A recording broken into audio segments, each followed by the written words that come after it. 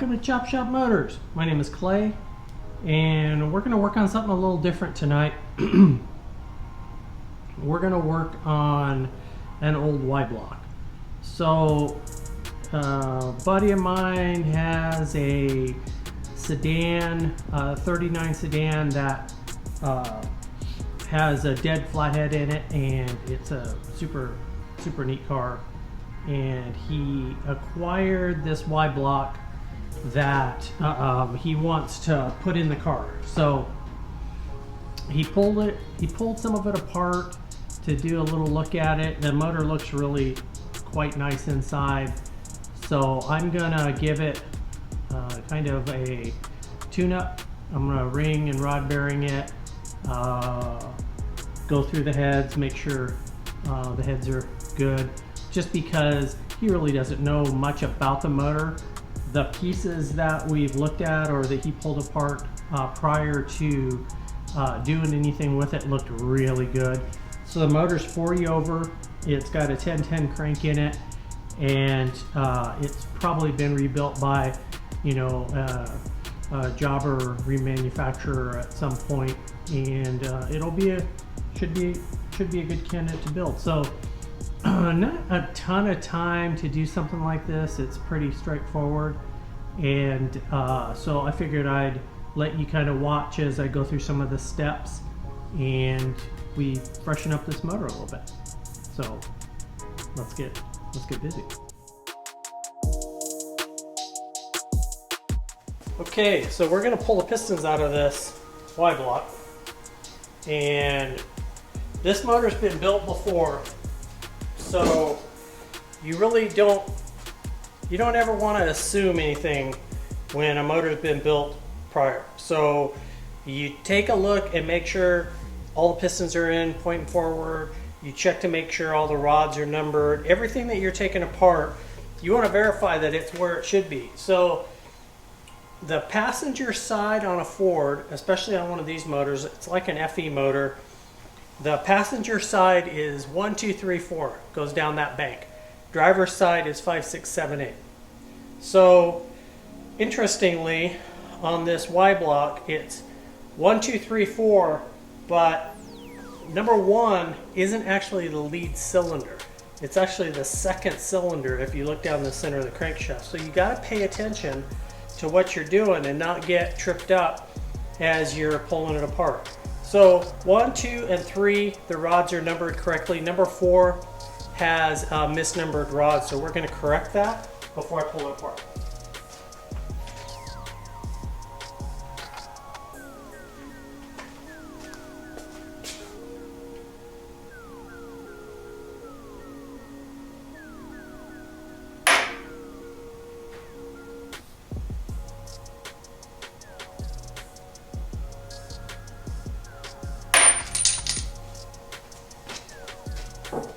Get my magnet so I can get my punch out.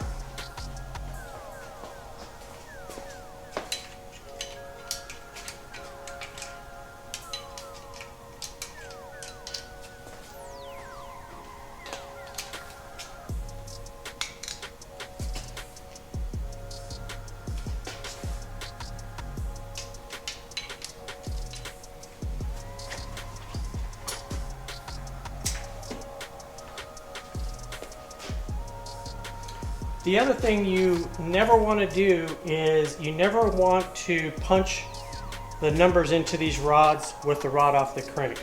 You always want to do it just like this with the motor together. Otherwise you take a risk of doing something and distorting the big end of the rod. Okay, so we're going to take a look at these other ones. So this would be 4. We start up here at 5, 6, 7, 8. I'm going to take a look here.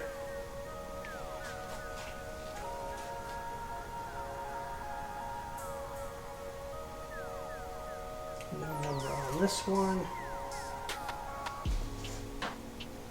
So we're going to put a number on it.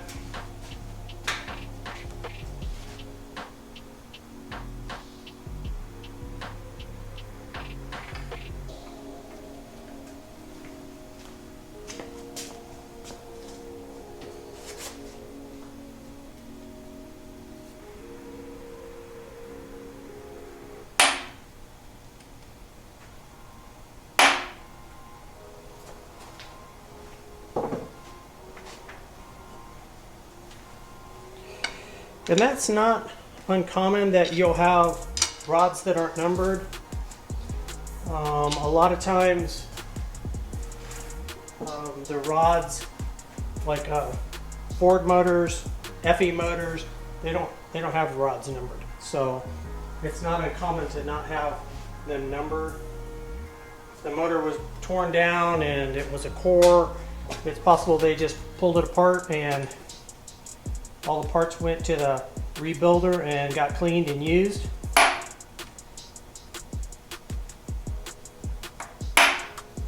And that's just the way it works. It's also not uncommon to have rods with different numbers in different spots. So you don't want to assume anything. You just want to make sure it goes back together, especially on this motor, the same way it came apart.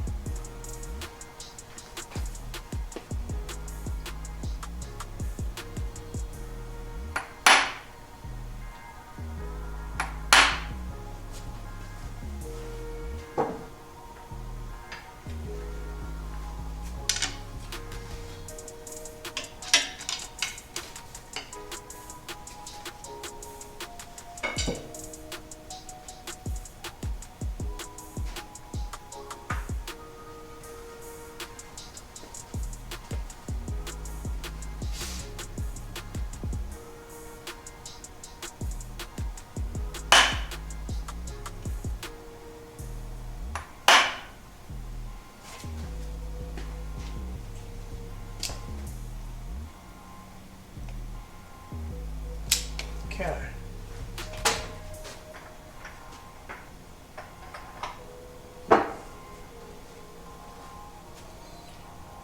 Alrighty, let's pull some pistons out of this.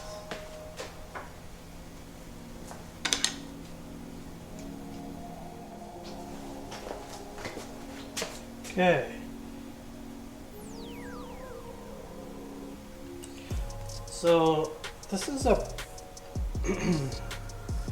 this is a little different motor than, you know, what we think about with when we pull apart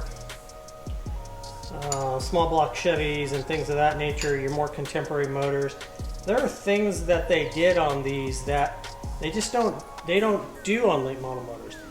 So these have the nuts, connecting rod nuts, and then they have a lock nut that goes over the top and jams that nut. So you don't see things like that in late model motors, but in this motor, that's how they did it. So we're going to use all that stuff over, so I'm just pulling it off and getting it out of the way so I don't. They're little tin nuts, and I don't want to jack one up while I'm pulling it apart by getting too rambunctious and hitting it with the impact. These will go back on it, and they'll be fine. I don't have any parts, any core Y block motors, at least not here, that I could pull some pieces like that up. So we'll just not be in a huge hurry, and we'll pull that apart.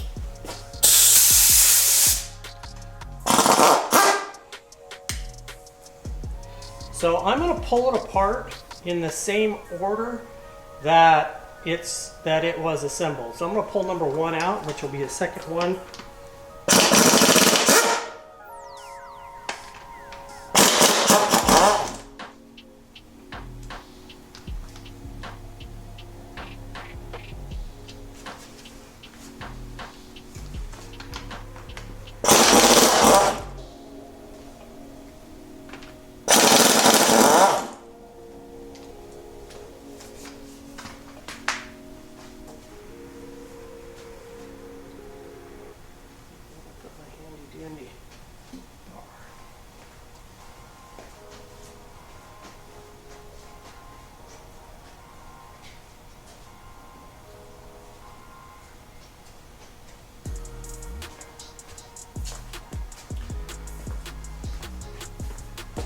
And this tool is, flip this around here. This tool I have had for a long time, and this was, once upon a time, it was a cheap breaker bar. Who knows who made it originally, who knows what its origin was, but at one point in its life, it broke. You notice it's only got half a veneer on it. And you think, well, what good is that gonna be?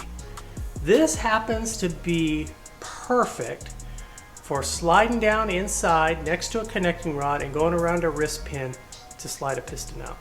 So if you don't have one of these, this is exactly what you need.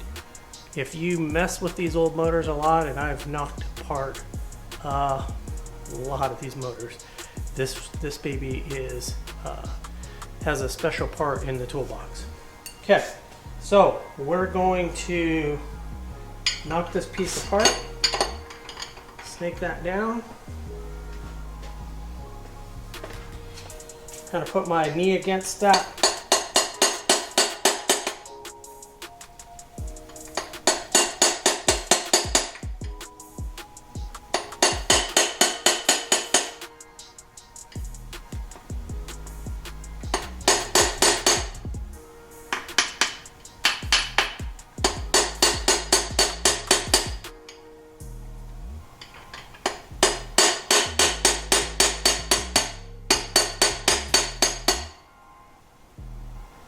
And as you do it, you really don't want to get too overzealous on it. Usually they slide apart really easy, but you just want to be really careful. So there's a couple things that you want to look for as you pull this apart. So I'm pulling off the rod. I'm going to check two things. One, I want to make sure that the rod is tang to tang. That means the tang of the rod bearing goes to the tang of the rod. We're going to be in good shape because we know these rods are numbered, but you always want to check to make sure that the way we typically put a rod and cap together is how it is on the motor you're pulling apart. We're so used to only seeing a couple different kinds of motors that we think they're all the same, but you have to remember that, you know, a few years ago there were lots of companies out building motors and making cars, and you don't want to assume that they're all the same.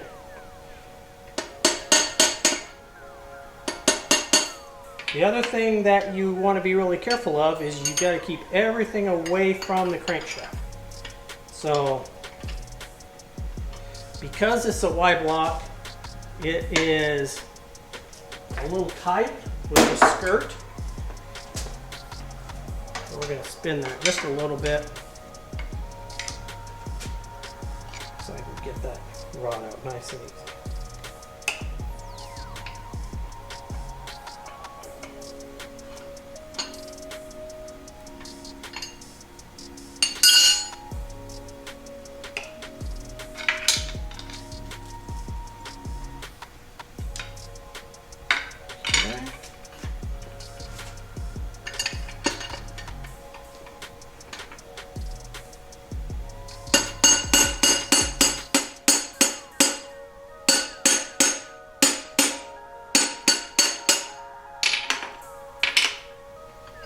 I can feel it resting against my knee.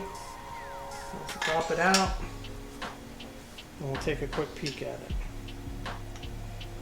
So the things we're looking for right now on this first blush is severe damage to the skirt, crack in the skirt. These are pretty short skirt pistons, so nothing hanging down, not a lot of load on the skirt. I'm also looking to see if the oil ring expander is shiny, meaning the oil ring was worn out. It's not.